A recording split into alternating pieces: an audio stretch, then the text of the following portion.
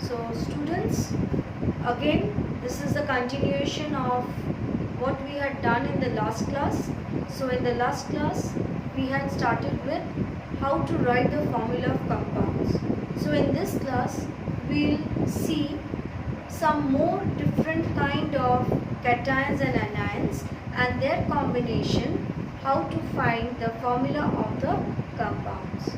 So here, starting with, I have written name of the compound, formula of the cation or the positive ion, or we can also say positive radical. Here formula of the anion or the negative ion, and here the formula of the compound. Now starting with the first one, sodium nitrate. So the cation is sodium ion, so its formula is Na plus. Nitrate is the anion and its formula is NO3 minus.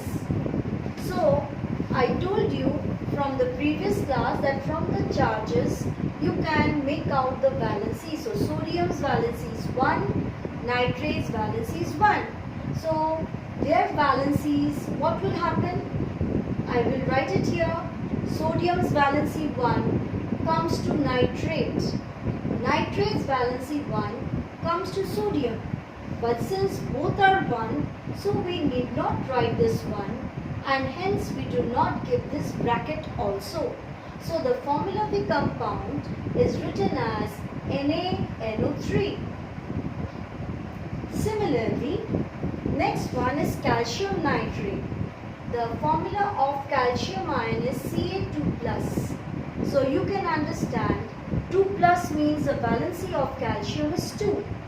Nitrate, same thing, NO3 minus. So how are we going to write the formula? Calcium, we write it like this. So calcium's valency 2 will go to nitrate. So nitrate is considered as a single unit, and this 2 belongs to whole of this nitrate. So we put a bracket and then write 2. And what is the valency of nitrate? From the charge you can see it is -1. So here we put 1, but since whenever it is 1 we do not write it. So that is why the formula of calcium nitrate is CaNO3 whole 2. Okay. Now the next set here, aluminium sulfate, potassium sulfate. So aluminium, its formula is Al3 plus.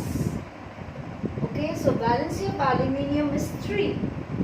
Sulfate is written as SO4 2 minus, so you can understand sulfate's valency is 2 from its charge. So how to write the formula of the compound? Al, we put a bracket SO4 and close the bracket, because SO4 is considered as a single unit. So aluminium's valency 3 goes to sulfate and sulfate's valency is 2. It comes to aluminium. So this is how we write the formula of aluminium sulfate. Now in the same way, if we have to write potassium sulfate, the formula of potassium is K plus, and sulfate, just as before, we write it as SO4 2 minus. So how to write the formula of potassium sulfate? We write KSO4. Okay. Now potassium's valency is 1. So we need not put a bracket and write 1, because whenever it is 1, I told you that there is no need to write that 1. So that is why we do not draw the bracket 2. Sulfate's valency is 2. So it will come to potassium. So this is how the formula of potassium sulfate becomes K2SO4. Now the next set is sodium phosphate and magnesium phosphate.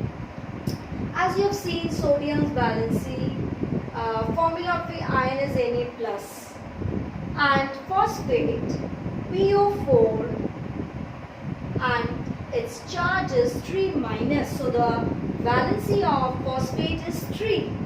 So how to write the formula of sodium phosphate? So you write it as NaPO4. Sodium's valency is 1. So again, just like previous one, we do not put any bracket or write 1. It is understood. But this 3, we bring it to sodium. So the formula becomes Na3PO4. Now coming to the next one, magnesium phosphate. Now magnesium, formula of its ion is Mg2+. So from here, the valency of magnesium, we can find it out as 2. Phosphate, in the same way, it is PO4 3 minus. So we are going to exchange their valencies when we write the formula of the compound. So what it becomes? Magnesium's valency 2 will go to phosphate. So what we do? We put a bracket and then write 2 here. And the valency of 3 of phosphate comes to magnesium. So this is how we write the formula of magnesium phosphate. Now coming to the next set, calcium carbonate. Just as you have seen here, calcium, its formula of the ion is Ca2+. Carbonate, we write it as CO3 2-. So both are having valency 2. And you have seen that whenever we write, their valencies are exchanged, and since they are of the same valency, so it is simplified and becomes 1. So we write it as CaCO3. Okay. Now coming to the last set here, barium carbonate. So barium is Ba2+, so you can see its valency is 2. Carbonate, in the same way, it is CO3 2-. So just like the previous one, barium and carbonate both are having valency 2. So when we exchange and simplify, the formula barium carbonate becomes BaCO3. So some more new radicals or ions. So the first one here is potassium dichromate. So the formula of the cation of potassium is K+. Dichromate is Cr2O7 2-. So what will be the formula? So its valency of potassium is 1, dichromate is 2. So how to write it? First you write KCr2O7. So the valency of 2 of dichromate comes to potassium, and since valency of potassium is 1, so it will go to dichromate, and since it is 1, so we are not putting a bracket and writing 1, we are leaving it that way. Coming to the next set, calcium hydroxide, aluminium hydroxide. So calcium, its formula is Ca2+, hydroxide is OH-. So the valency of hydroxide is 1. So how to write it? Calcium OH, and you put a bracket, and the valency of calcium is 2, comes to hydroxide here. Since valency of hydroxide is 1, so we leave it like this. Coming to the next one, as we have seen previously, the formula of the ion of aluminium is Al3+. That means its valency is 3, hydroxide OH-. So how we are going to write?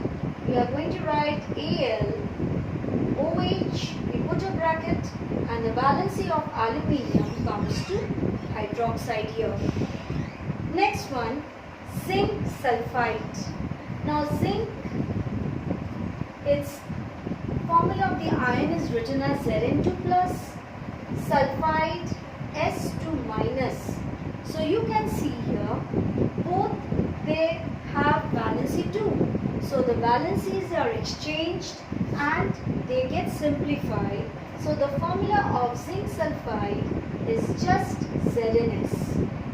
Now hydrogen sulfide.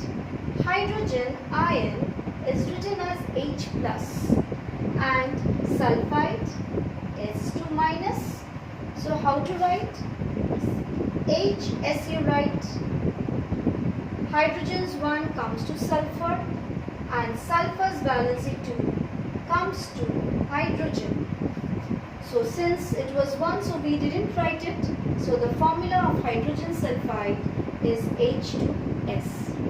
Now coming to the next, silver chromate. Now silver, we use the valency of silver as +1. Chromate, Cr(O4) 2 minus. So what is the valency of silver? It is 1. Chromate's valency is 2. So when you have to write the formula of silver chromate, this 2 will come to silver. So we write it as Ag2. This 2 is of chromate and Cr2O4. We don't put any bracket here and write 1 since silver's valency is just 1. Next one, silver chloride. So again we write it as Ag plus for silver ion and chloride is Cl minus. So you can see both are having valency 1. So it is just written as AgCl. Now potassium permanganate. Yes, the sound is quite tough. So potassium K plus. Now permanganate, it is formula of the ion is MnO4 minus. So you can see both of them have valency 1. So finally the final formula of potassium permanganate is KMnO4. We have already dealt with this before that some elements are having variable valency. Now like phosphorus, sulfur, then you have nitrogen. In case of non-metals, in metals we have iron, copper, tin, lead with variable valencies. But today we are going to see that if the formula is given of a certain element with variable valency, then how to find the valency of that element in that compound. Like here, there are 2 oxides of phosphorus, namely phosphorus trioxide and phosphorus pentoxide. Now, in this case, phosphorus trioxide P2O3, the valency of oxygen will always be 2. So, where is the valency of oxygen? You can see here, 2. So, in that case, that means the phosphorus valency has gone to oxygen. So, what is the number that you see beside oxygen? It is 3. So, the valency of phosphorus in P2O3 is 3. In the same way, P2O5, which stands for phosphorus pentoxide. So, here oxygen's valency is 2, which has to be 2 always. So, in that case, the valency of phosphorus is 5, which is next to oxygen. So, the valency of phosphorus in phosphorus pentoxide is 5. Now coming to sulfur dioxide and sulphur trioxide. Now sulfur dioxide is written as SO2. So oxygen's valency must have come to sulfur, but we cannot see that. Here though it is written as 1, but oxygen's valency though cannot be 1. That means it has been simplified while the formula was written. So in this case, what you are going to do? You are going to assume that you have multiplied it by 2 once again. So the new formula becomes S2O4. Okay, so now can you see the valency of sulfur as 2? Sorry, oxygen as 2. So in that case, then the valency of sulfur is 4, which is next to oxygen. So here the valency of sulfur in sulfur dioxide, it is actually 4. Now in the same way, in sulphur trioxide, again let us write it. What you see according to the formula, the valency of oxygen is seen as 1 here because nothing is written, that means it is 1. But oxygen's valency cannot be 1, so that means it had been simplified, a simple ratio. So what we do, we just in your mind we multiply it by 2. So what we get? The new formula is S2O6. So now the valency of oxygen you can see here is 2. So in this case the sulfur's valency is 6. So what is the valency of sulfur in SO3? The valency of sulfur in SO3 is 6. Now these are the 5 different oxides of nitrogen. If you remember, I told you that nitrogen has 5 valencies, so variable valency of 5. So I've written 5 different oxides of nitrogen. So nitrogen in N2O, which stands for nitrous oxide. If you know laughing gas, so this is actually laughing gas or nitrous oxide. So what will be the valency of nitrogen in nitrous oxide? You see here N2O is written. So oxygen's valency is 2 here. So if it is 2 means then the valency of nitrogen has gone to oxygen. So nothing is written means the valency of nitrogen is 1. So here in N2O the valency of nitrogen is 1. Now coming to the next one, NO, it stands for nitric oxide. Now nitric oxide is written as NO. So what is the valency of oxygen you see here? Nothing is written means it is taken as 1, but we cannot have 1 as a valency of oxygen. So again mentally you just multiply by 2. So the new formula becomes N2O2. So can you see the valency of oxygen here as 2? So in this case the nitrogen's valency is 2. So this is how we find out the valency of those elements by using the valency of the other element in the compound.